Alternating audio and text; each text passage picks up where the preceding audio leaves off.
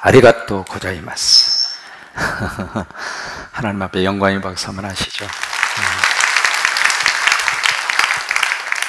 일어나려면 다 일어나고 안 일어나면 그냥 안 일어나고 그래야 돼요. 서로 한번 축복하세요. 감사합니다. 고맙습니다. 사랑합니다. 마지막은 행복합니다.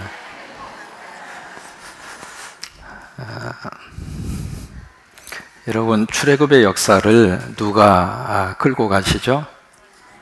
모세죠. 그죠? 모세가 끌고 갔잖아요. 누가 끌고 가셨어요? 여러분, 그렇게 인정하세요? 지금까지 살아온 우리 인생을 내가 살아왔어요? 하나님이 살게 하셨어요? 이뻐. 그게 믿는 사람의 신앙의 고백입니다. 내가 노력하고 내가 수고하고 내가 땀 흘려서 여기까지 우리 인생을 살아온 것처럼 보이지만은 우리 삶의 바로 뒤안길에 누가 계시냐면 하나님이 계셔서 하나님이 그렇게 인도하셨고 하나님이 그렇게 이끌어 주셨고, 어느 때는 내가 이 길로 가고 싶은데 하나님 막으셔서 그 길에서 다른 쪽으로 내 인생의 길이 방향이 전환이 되기도 하고, 난 이렇게 됐으면 좋겠는데 하나님이 막으셔서 그때 그 순간에 그 사업이 일어나지 아니하도록 그것도 하나님이 역사하셨고, 그러니까 우리 인생의 삶의 모든 여정 가운데 내가 주체가 된 것이 아니라 누가 주체가 됐어요.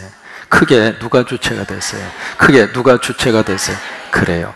그러니까 우리가 출애굽의 역사를 들여다보면서 출애굽의 역사의 전면에 모세라고 하는 한 인물이 등장하고 있습니다만은 결국 그 출애굽을 끌고 가고 계획하고 출애굽의 모든 역사를 지금 인도해 가시는 분은 바로 누구예요?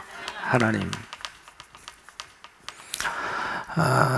그 각도에서 우리가 출애굽의 역사를 들여다봐야 하고, 출애굽기 1장부터 40장까지 속에서 계속 우리에게 말씀하시려고 하는 하나님의 진정한 메시지의 뜻은 바로 거기에 있어요. 이 모든 사건을 처음부터 마지막까지 주관하고 역사에 가시는 분은 하나님이라고 하는 사실이에요.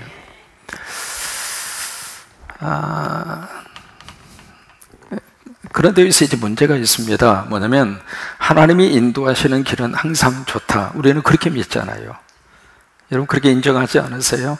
하나님이 내 삶을 인도하시고 하나님이 나를 이끌어 주시고 하나님이 내 인생 속에 들어오셔서 하시는 모든 일의 마지막 결과는 로마서 8장 28절입니다. 이제 우리가 그렇게 믿잖아요.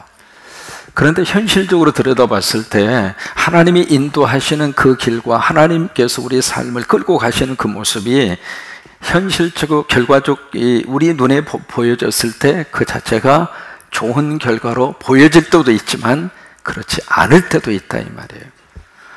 자, 우리 빵떡을 그리고요, 그 다음에 뭘 그렸죠? 돼지 족발을 딱 그리셔야 돼요. 이제 여기가 이제 고센이라고 하는 땅입니다. 고센. 바로 이 고센 지역에 이스라엘 백성들이 들어가서 430년 동안 여기서 말 그대로 고생을 생으로 해요. 그러다가 바로 여기 람셋이라고 하는 지역이 고센 땅, 거기에 람셋이 있고, 그 다음에 오늘 출애굽의 역사가 어디에서 시작이 되느냐면 숫곳에서 출애굽의 역사가 시작이 됩니다. 숫곳을 출발을 해서 그 다음 간 장소가 에담입니다. 성경이 기록이 되어져 있는 장소죠. 에담. 그 다음에 이 에담이라고 하는 장소에서 그 다음에 가야 할 길이 어느 길이냐면 바로 이 지중해 해안가를 따라서 이 길을 걸어가야 정상입니다. 바로 여기가 지중해라고 하는 바다이고, 이게 이제 정상 코스인데 하나님께서 이스라엘 백성들을 이쪽으로 인도하지 않으시고 방향을 틀었어요. 그렇게 튼 이유를 성경이 기록을 하고 있죠. 바로 이 해안가에 누가 살고 있느냐면 블레셋 사람이 살고 있습니다. 그러니까 블레셋 사람하고 이렇게 부딪혀서 만약에 싸움을 하면 이 이스라엘 백성들이 애굽으로 돌아갈까 봐요. 아니, 돌아갈 확률이 100%예요. 그러니까 그것을 하나님께서 이미 아시고 이 이스라엘 백성들의 이 출애굽의 방향을 틀어요. 틀어서 어디로 가느냐면 바로 오늘 성경에 비하히롯이라고 하는 곳으로 방향을 틉니다. 그래서 비하히롯이라고 하는 그곳에 가서 바로 이 홍해가 있는 바로 이 바다, 여기에 야영 텐트를 쳐요. 그래서 여기서 이스라엘 백성들이 여기서 이제 야영을 하고 천막 생활을 하게 되는 거죠. 자, 그러면 여기서 이제 출발을 했던 이스라엘 백성들의 길을 이쪽 길로 가지 아니하고 이쪽 길로 방향을 트신 분이 누구예요? 하나님이란 말이죠. 그래서 그 앞에 출애굽기 13장에서 구름 기둥과 불 기둥으로 하나님이 그 백성들을 그쪽으로 마치 하나님의 내비게이션을 따라서 그 백성을 하나님이 그쪽으로 인도한 거예요. 그러면 여기까지 온 것은 이스라엘 백성들의 선택입니까? 하나님이 가게 하신 겁니까? 그렇잖아요. 하나님이 가게 하셨는데 바로 이 장소에 딱 와서 보니까 기가 막힌 광경이에요. 뭐냐면 그 앞에는 지금 홍해라고 하는 바다가 있습니다. 바다가 있고 비하히롯, 바로 그 옆에는 큰 산이 있습니다. 산이 있고 그 뒤에는 지금 사막이 있습니다. 그래서 이 장소에 딱 왔는데 지금 바로가 가만히 이스라엘 백성들의 지금 여행하고 있는 그 과정에 대해서 이제 바로가 보고를 듣잖아요. 보고를 딱 듣다가 보니까 어떤 생각이 들었느냐면 오늘 성경이 이제 그것을 기록을 하고 있습니다. 한번 보실까요? 3절입니다. 3절을 보시면 바로가 이스라엘 자손에 대하여 말하기를 그들이 그 땅에서 멀리 떠나 광야에 어떻게 되었다고요? 갇힌 바 되었다. 그렇게 생각을 할 수밖에 없는 그런 장소로 이스라엘 백성들이 지금 딱 가서 여기서 야영을 하고 있는 거예요. 말 그대로 더 이상 어떻게 해볼 수 없는 그런 마지막 지점으로 이스라엘 백성들이 마치 어떤 큰 하나의 독 안에 든 쥐처럼 그런 모습으로 이스라엘 백성들이 지금 야영 생활을 하고 있다고 하는 그 보고를 바로가 들어요. 그런데 이스라엘 사람들의 입장으로 봐서는 지금 이곳에 누가 여기까지 인도를 했는가? 본인의 선택이 아니라 누가 인도해 주셔? 하나님이. 하나님이 인도를 받아서 여기까지 왔는데 하나님이 하라고 시키는 대로 아멘하고 순종하고 여기까지 왔는데 지금 삶의 여건과 환경은 자신들이 원하는 여건이 아니란 말이에요. 여러분, 그런 상황이 우리 앞에 주어졌을 때 어떤 마음이 들 것 같아요? 하라고 해서 열심히 했는데, 하라고 해서 열심히 기도했는데 결과적으로는 얻은 게 없단 말이죠. 제가 처음에 이민 목회 시작을 하면서 아무리 거기는 한인들도 없어서 눈을 씻고 봐도 전도할 대상도 없어요. 그래서 어떻게 하면 좀 교회를 부흥시킬까? 처음에 그 교회에 딱 가서 보니까 개척된 데 역사가 12년 됐는데 전체 교인이 주일학교 학생들까지 전부 다 합쳐서 30명. 그것도 12시 반 예배. 이게 12시 반 예배가 아주 곤란합니다. 밥을 먹고 올 수도 없고 안 먹고 올 수도 없고, 밥을 먹고 오면 졸기 바빠요. 안녕하세요. 이게요, 앞사람이 졸면 뒷사람도 자동으로 졸더라고. 앞에서를 보면 가관이에요, 가관. 인사하라고도 안 했는데 서로 자동으로 안녕하세요, 안녕하세요. 졸아도 좀 은혜스럽게 졸으면 얼마나 좋아요. 어떤 사람 방정맞게 졸아? 아니에요, 아니에요. 어떤 사람은 졸아도 참 묘하게 졸아요. 글쎄요, 글쎄요. 어떤 사람은 아주 대놓고 졸더라고. 제가 이 설교하면서 코 고는 소리를, 내가 그 사람 코 고는 소리를 처음 들었습니다. 도대체 이 소리가 뭔가 싶었더니 앞자리에 앉아가지고 코를 골고 있더라고. 그래서 주여, 내 설교가 얼마나 아름다웠으면, 얼마나 자장가로 들렸으면 저렇게 편하게 주무실까. 그래서 속으로 그래서 열심히 자빠져 자시오. 그러니까 12시 반 예배가요, 밥을 먹고 오면 졸립고 그 다음에 밥을 안 먹고 오면 배고파요.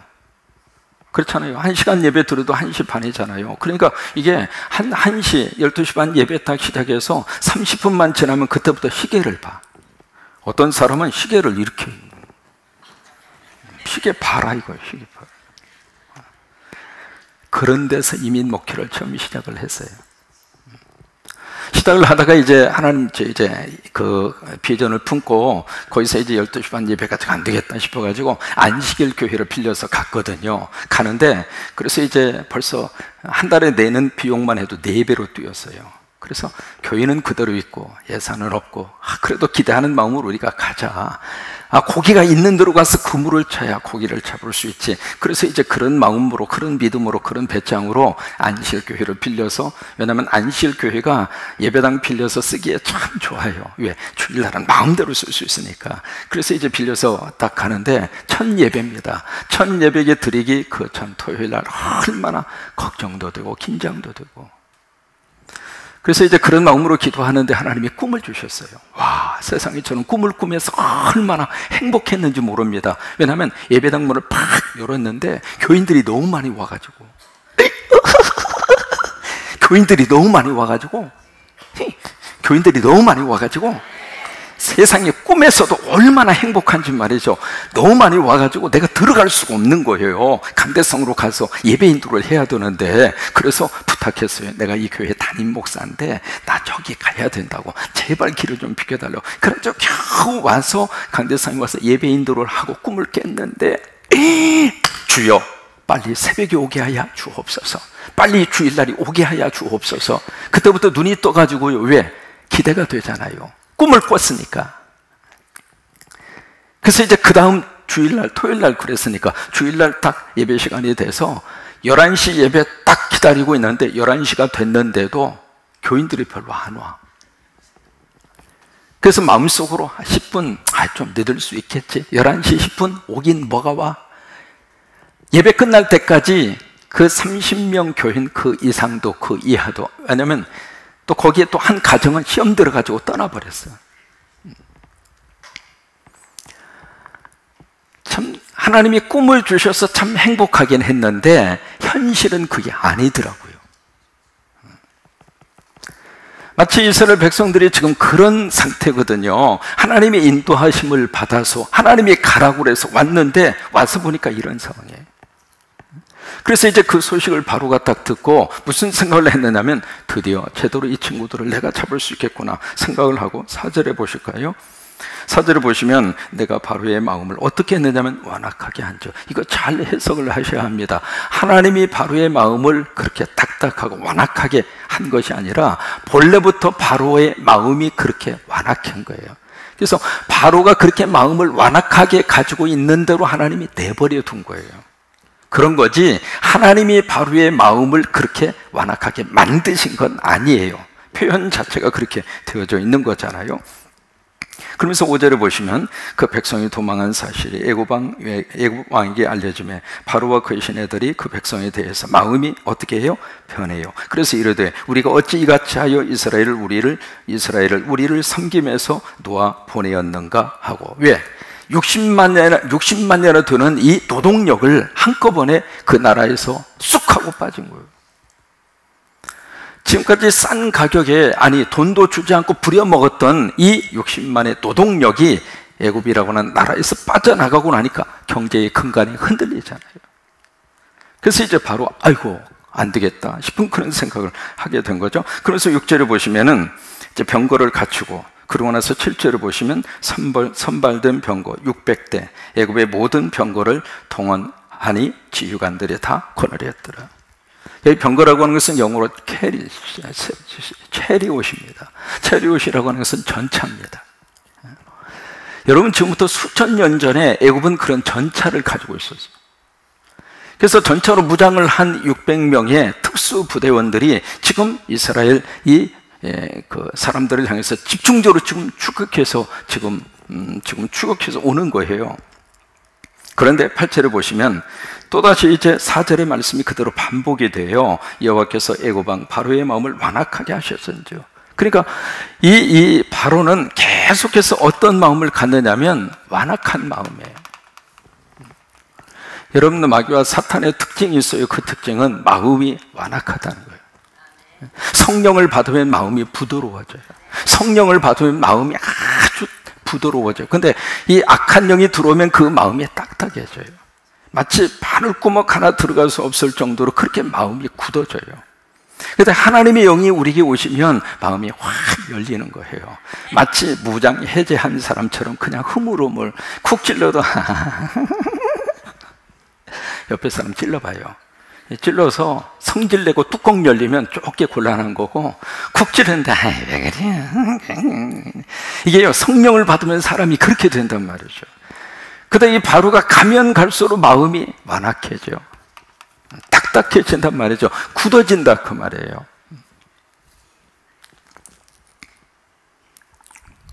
15절에 보시면 애굽 사람들과 바로의 말들, 병거들과 그 마병과 그 군대가 그들의 둘을 따라 바알스본 맞은편 비하히롯 곁 해변 그들의 장막 침대에 미치니라. 그러니까 지금 애굽의 이 바로는 동원할 수 있는 모든 군대를 다 동원을 한 거예요. 그래서 이제 추적을 했어요. 자, 그때 10절을 봅니다. 바로가 가까이 올 때 이스라엘 자손이 눈을 들어 본즉 애굽 사람들이 자기들 뒤에 이른지라. 이스라엘 자손이 심히 두려워하여 누구에게 부르짖어요? 자, 보세요. 여기서 하나님에게 부르짖었다라고 하는 표현이 나오는데, 이것은 믿음으로 부르짖은 부르짖음이었을까요? 아니면 하나님에게 원망하는 소리였을까요? 1번이었을까요? 2번이었을까요? 2번입니다. 왜냐하면 그 다음에 11절에 보시면 그 소리가 알 수가 있거든요. 그래서 11절에 보시면 금방 이 사람들이 하나님을 향하여 원망을 해요. 원망을 하는데 11절에 보시면 그들이 또 모세에게 이르되 애굽에 매장지가 없어서 당신이 우리를 이끌어내요. 여기서부터 뭔가 틀어진 거예요. 애굽에서 모세가 이끌어냈어요? 누가 이끌어냈어요? 하나님이 이끌어냈잖아요. 근데 여기서 이 사람들이 누구에게 지금 자꾸 원망의 화살촉을 돌리느냐면 모세에게 원망의 화살촉을 지금 그쪽으로 내는 거예요. 당신이 우리를 이끌어내요 이 광야에서 죽게 하느냐? 어찌하여 당신이 우리를 애굽에서 이끌어내요 우리에게 이같이 하느냐? 지금 이스라엘 백성들의 생각 속에 이 모든 출애굽의 역사를 일으키는 사람은 누구냐면 모세라고 생각한 거예요. 근데 실질적으로 보세요. 이 출애굽의 역사를 끌고 가시는 분은 누구예요? 모세예요? 하나님이에요? 하나님인데 하나님이 안 보이는 거예요. 사람이 현실에 큰 문제 앞에 딱 봉착하면 하나님이 없어져 버려요. 그 속에서도 하나님을 찾는 사람이 승리합니다. 어떤 큰 문제가 우리 앞에 닥친다 하더라도 그 문제보다도 더 크신 하나님이 보이는 사람은 믿음으로 승리할 수 있어요. 근데 그 문제 속에서 하나님은 없어져 버리고 문제만 보이기 시작하면은 하나님이 사라져 버리는 거예요. 그러니까 성령으로 충만하고 은혜로 충만했을 때에는 하나님이 우리 삶을 인도하시고 하나님이 내 삶을 이끌어 주시고 그런 하나님에 대한 믿음의 고백이 자꾸 이렇게 고백으로 나오다가 이게요 은혜가 떨어지고 성령 충만한 역사하심이 약해지면 그 하나님이라고 하는 단어가 없어져 버리는 거예요.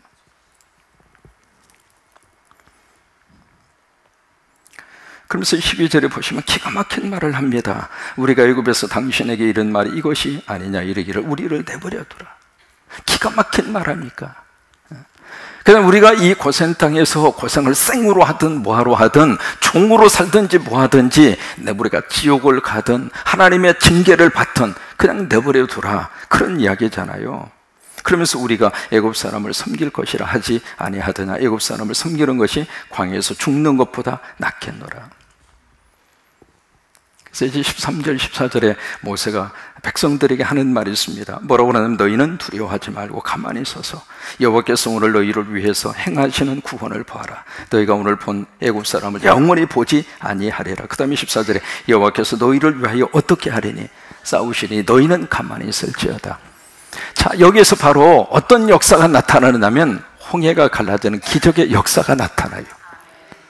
자, 여기 보세요. 이 홍해의 기적이 어느 때 나타나게 되는가? 첫째로 홍해의 기적은 여러분 살면서 하나님은 살아계시기 때문에 기적은 반드시 있습니다. 그러면 어느 때 우리 인생 속에 홍해의 기적이 나타날 수 있을까? 첫째로 하나님을 주목할 때 홍해의 기적이 나타납니다. 자, 7절을 보실까요?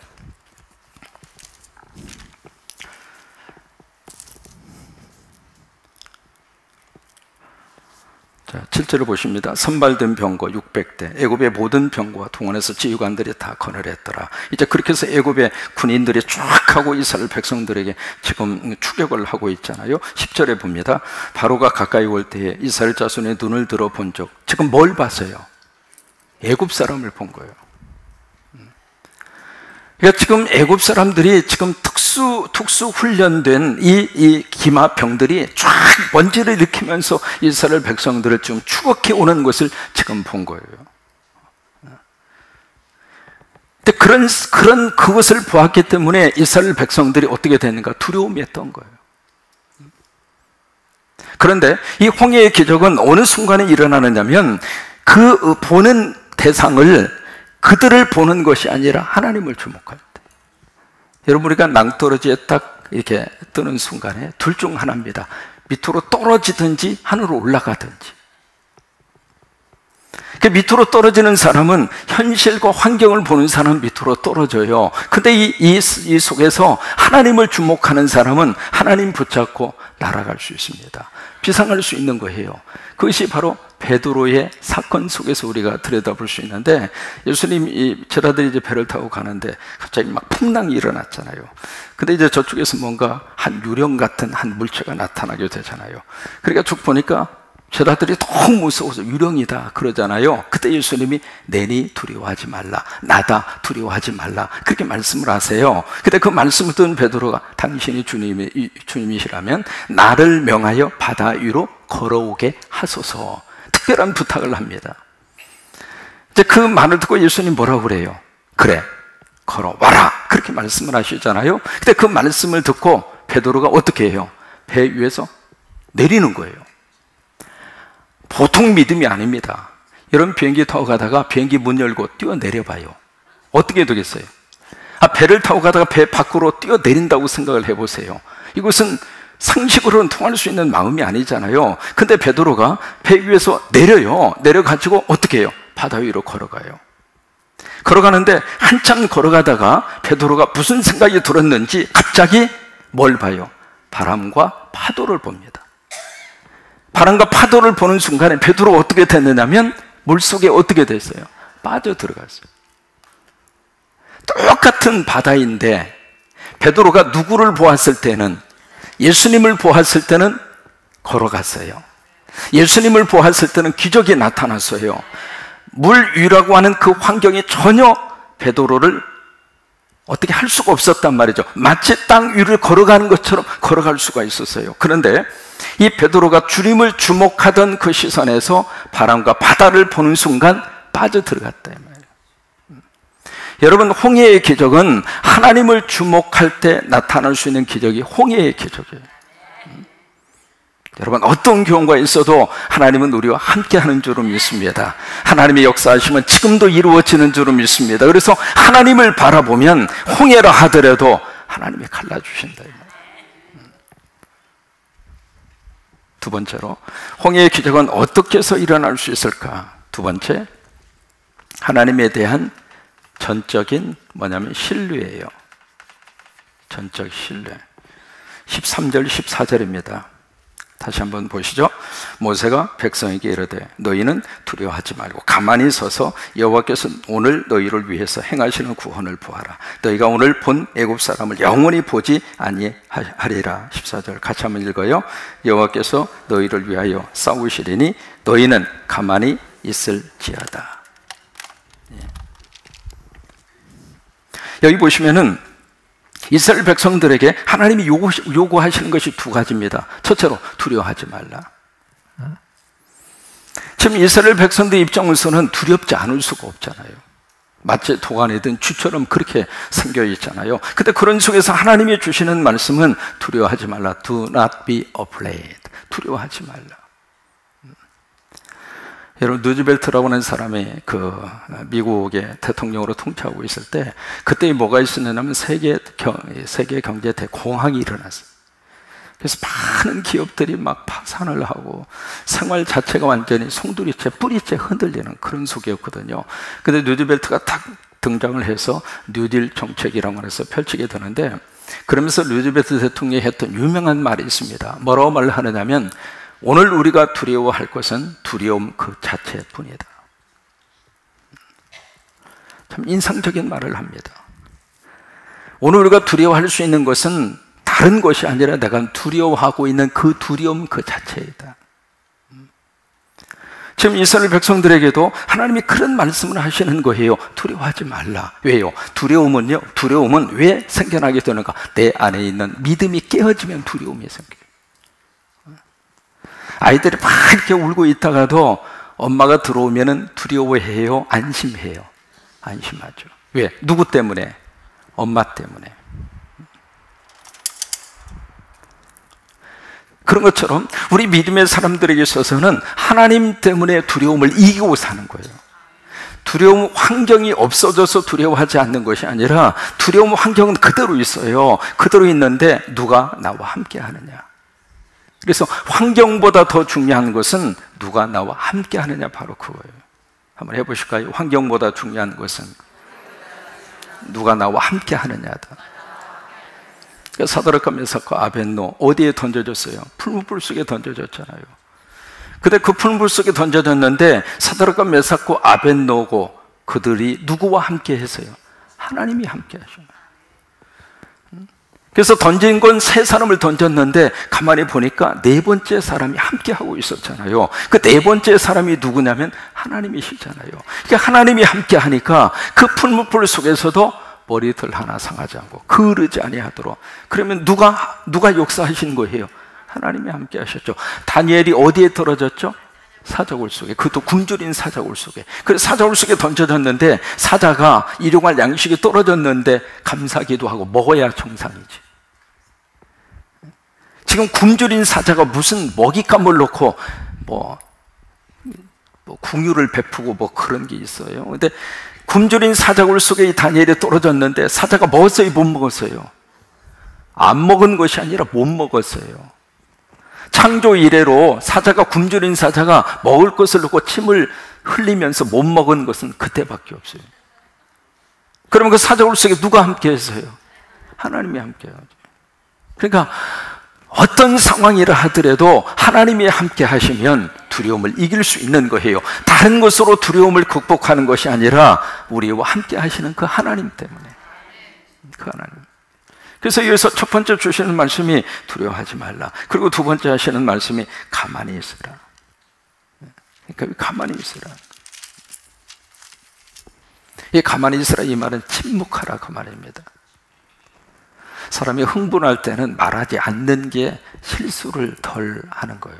막 흥분이 되잖아요. 그럼 말을 팍 하기 시작하면은 그것 때문에 실수하고 그것 때문에 더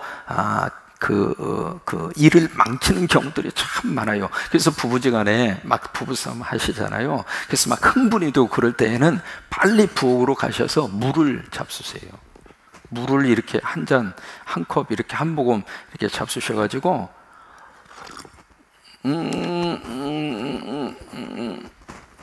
금방 삼키지 말고 한 30초 정도 물을 머금고 계세요. 집에 가서 꼭 하시기 바랍니다.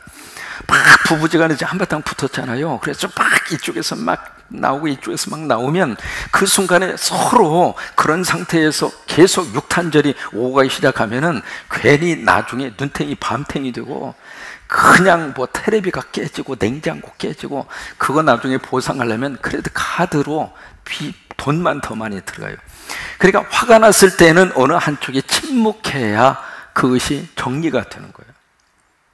그러니까 침묵하려면 어떻게 해야 되느냐면 물을 마시고 조금 있어요. 물 그냥 꼴깍 마시지 말고 한 1분 정도 물을 좀 입에다가 좀 머금고 계시면 그 순간을 넘어갈 수 있는 거예요. 별로 인정하지 않는 눈치가 안 돼. 흥분했을 때는 침묵하는 게 좋아요. 왜? 침묵도 믿음이에요. 침묵도 작전이에요. 예레미야 예가 3장 26절에 예레미야 선지자를 통해서 그렇게 말씀하세요. 사람이 여호와의 구원을 바라고 잠잠히 기다림이 좋도다. 어느 때는 하나님의 역사하심을 기다리고 잠잠히 기다리는 것이 훨씬 더 좋은 작전이라고 하는 거예요. 이스라엘 백성들이 여리고성을 돌잖아요. 하루에 한 바퀴씩. 그 다음에 여섯 번째 날은 7바퀴를 돌잖아요. 그리고 마지막 날 뭐라고 그래요? 와! 함성을 지르니까 여리고성이 무너졌잖아요. 무너졌는데 그것을 하나님의 지시를 하시면서 꼭 하신 말씀이 있어요. 뭐냐면 아무 말 하지 말라는 거예요. 하루에 한 바퀴씩 여리고성을 돌면서 말하지 말아라. 입 밖에 내지 말라 그랬어요. 여러분 왜 그러냐면 그 뙤약볕에 하루에 한 바퀴 장정만 60만, 어린아이까지 200만이 쭉 그 성을 돈다고 한번 생각을 해보세요. 그러면 각자 한마디씩 하면 몇 마디 말을 해요? 200만 마디 하는 거예요. 그러면 그 말이 말로 들릴까요? 함성으로 들릴까요? 함성으로 들리죠. 결국 뭐냐면 거기서 계속 이렇게 돌면서 원망하는 사람이 왜 없겠어요? 불평하는 사람도 있고요. 그러다 보면 그게 제대로 하나님의 말씀대로 하루에 한 바퀴씩 첫날은 돌았다고 가정을 해요. 그럼 둘째 날, 셋째 날 똑같은 짓을 계속 반복하라고 하면 입이 이만큼 나올 수밖에 없죠. 그래서 하나님이 그걸 아시고 말하지 말라는 거예요. 말하지 말라. 여러분, 주의 일을 할 때 내 마음에 들지 않았을 때는 말하지 않는 게 주의 일에 동참하는 거예요. 왜 자꾸 말을 하기 시작하면은요, 이게 말이라고 하는 게 참 묘하잖아요. 여기서 이 말하고 저기서 저 말하고. 그러다 보면 이게 완전히 뭐가 돼요. 그래서 하나님의 역사하심 앞에 내가 이해되지 않더라도 하나님의 역사하심 앞에 침묵하고 순종하고, 그게 이제 여리고성. 그래서 마지막 7바퀴를 돌고 나서 하나님이 함성을 지르라고 하셨는데 그때의 함성의 내용이 뭔지는 기록하지 않았어요. 그런데 그 순간에 그 소리와 더불어서 여리고성이 무너졌잖아요.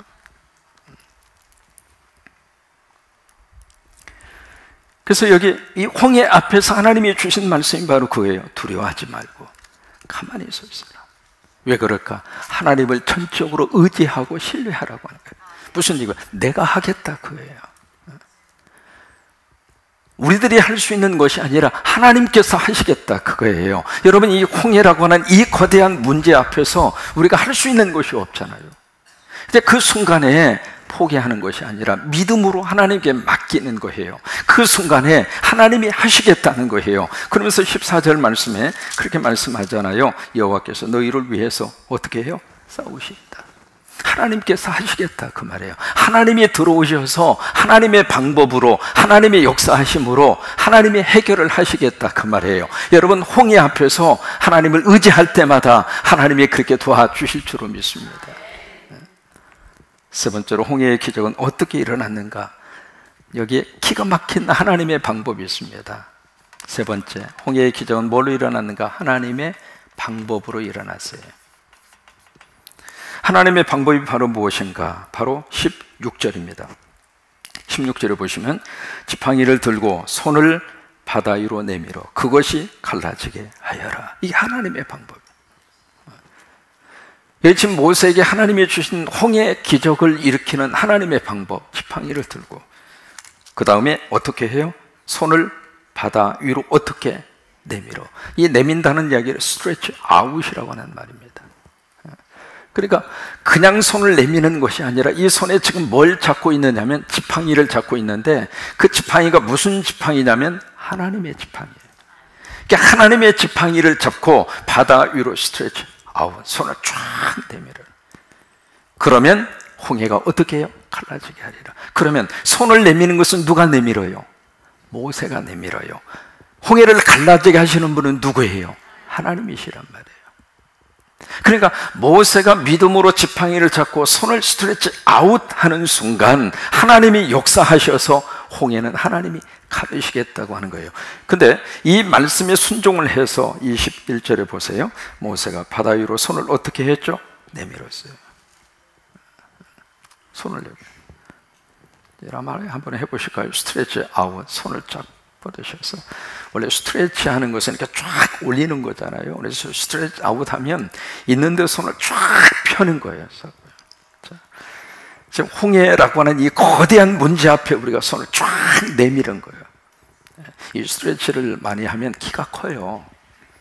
그래서 내 대에 안 크면 내 후손 대라도 키가 커요. 저 위에 있는 별을 따는 심정으로 우리가 쫙 한번 올리시고. 근데 스트레치 아웃 하시는데 손을 내미는데 그냥 빈손으로 내밀면 안 돼요. 이 손에 지금 뭔가를 잡아야 돼요. 그것이 바로 뭐예요? 하나님의 지팡이. 그 하나님의 지팡이가 뭐예요? 십자가예요. 십자가. 그러니까 지금 우리가 십자가를 딱 부여잡고 하나님 앞에 스트레치 아웃 하는 심정으로 손을 내밀어 하나님 앞에 간구하면 하나님이 홍해를 가르신다. 자, 손 아프니까 이제 내리셔요. 그러니까 하나님이 가르신다 그 말이에요. 그러니까 우리가 할 일이 있습니다. 우리는 십자가 의지하고 손은 들어야 돼요. 손을 들면 우리가 하나님 앞에 간절히 홍해 앞에서 그냥 하나님 의지하고 하나님 도와달라고 기도하고 하나님 의지하고 부르짖고 그러면 십자가 붙잡고 하나님 앞에 손을 내미는 기도의 행위, 무릎을 꿇고 간구하고 그냥 하나님 엎드려서 하나님이 역사해 달라고 간절히 기도하면 21절에 보세요. 어떤 역사가 나타나는가? 거기 보시면은 여호와께서 큰 동풍을 밤이 새도록 바닷물을 물러가게 하죠. 여기 동풍입니다. 이스트 윈드라고 그래가지고 동쪽에서 불어오는 바람이에요. 동쪽에서 불어오는 바람이 무슨 바람이냐면 사막에서 불어오는 바람이에요. 그러면 사막에서 불어오는 바람은 뜨거운 바람이에요? 차가운 바람이에요? 뜨거운 바람이에요. 그러니까 뜨거운 바람을 밤이 새도록 하나님이 불게 하셔서 이 바닷물을 쫙 갈라지게 하고 그 바람으로 이 바닷길을 다 말려주신 거예요. 도로 포장을 해주신 거예요. 우리 건설고 국장님이 도로 포장을 해주신 거예요. 만약에 이게 말이죠, 그냥 바닷물만 쫙 갈라진 상태에서 200만이 건너간다고 생각을 해보세요. 처음 있는 사람은 그런 대로 건너가는데 마지막에 있는 사람은 완전히 거기에 뭐가 되겠어요? 진흙탕이 돼가지고 가장 마지막에 건너가는 사람은 진흙더미 속에 헤매일 거예요. 근데 그 바다 속을 하나님이 동풍을 불게 하셔서 뜨뜻한 바람을 불게 하셔서 그 바닷길을 쫙 말려주신 거예요. 왜? 편하게 가라고. 가면서 초고추장 가지고 가서 문어도 잡아서 먹고 소라도 잡아서 먹고 광어도 회쳐 먹고 그러면서 할렐루야 할렐루야 그러면서 이 홍해길을 건너가도록 그렇게 하나님께서 역사하셨다고 말이에요. 그러면 보세요. 이 홍해가 언제 갈라졌는가? 새벽에 갈라졌습니다. 이것이 새벽에 주시는 하나님의 거룩한 역사입니다. 살다 보면 홍해 같은 문제 우리가 만나잖아요. 처음에 제가 새벽기도 인도할 때 한국에서 오신 분 지난번 소개를 해드렸던 걸로 기억해요. 딸을 데리고 엄마가 와서 미국에 와서 그 딸 눈 수술을 받게 하기 위해서 얼마나 다급했으면 한국에서 미국까지 와서 그 딸 눈 수술을 시켜야 할 정도로 심각했던 거죠. 근데 이분이 믿음이 있어서 새벽 기도를 쌓은 거예요. 그 딸내미를 데리고.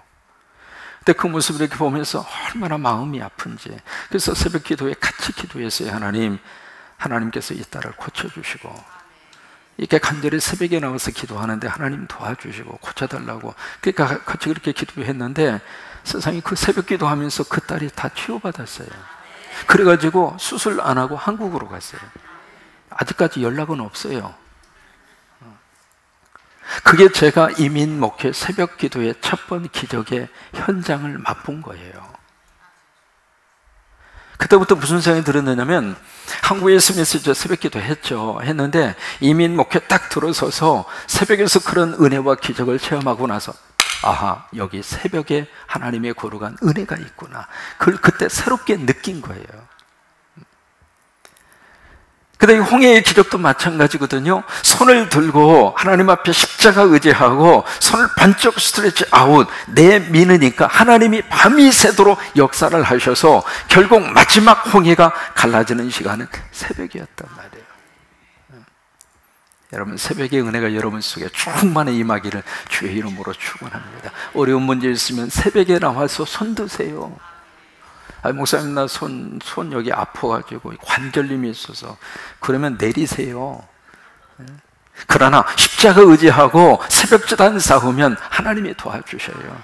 홍해도 갈라지게 하시고 문제도 하나님께서 능력으로 역사해 주셔서 문제를 이길 수 있는 힘도 하나님이 허락을 해 주시고 여러분 그런 은혜와 축복 여러분 속에 넘치기를 주의 이름으로 축원합니다. 그런 의미에서 9월 1일 날 새벽에 한 번만 오세요. 자, 서로 한번 약속하셨으면 좋겠어요. 9월 1일 새벽 한 번만 나옵시다. 한 번만 나오고 그 다음날은 안 나와도 뭐라고 안 해요. 하여튼 9월 1일 처음에 이 재단 새벽에 여러분들을 만났고 벌써 2년의 세월이 지났습니다. 다시 한번 우리 처음 담임 목사 같다 생각하고 저도 이 교회에 처음으로 목회한다고 생각하고 그런 마음으로 새롭게 새벽의 은혜로 출발을 했으면 좋겠어요.